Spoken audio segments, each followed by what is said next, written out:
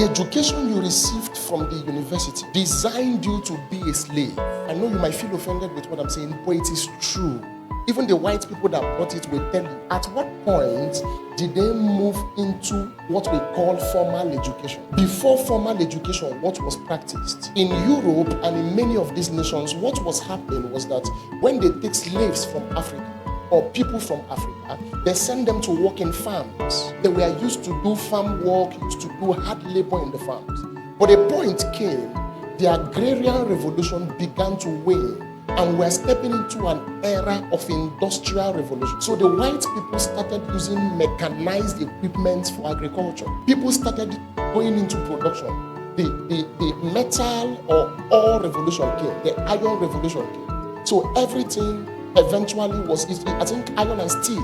Everything was eventually being made of either iron or steel. At some point, they now needed to train the people that were before then farmers to know how to manage equipment. So they need to be trained on how to drive trucks. They need to be trained on how to live with tractors. They need to be trained on how to fix tractors when they get bad. That's what you call mechanical engineering. Cars started coming in. So less people were becoming dependent on agriculture. People were beginning to flood into the regular society. The training was designed so that slaves in agriculture can become slaves in a regular society and still be slaves. It was not designed to give you freedom. That is why the only thing you are thinking about when you are done is a place to go and still be a slave. Even if you work with the government, you are still a civil slave. Maybe not a private slave now, a civil slave. The word for it is civil service. And what they call you is a civil, you might not believe me, but I'm telling you.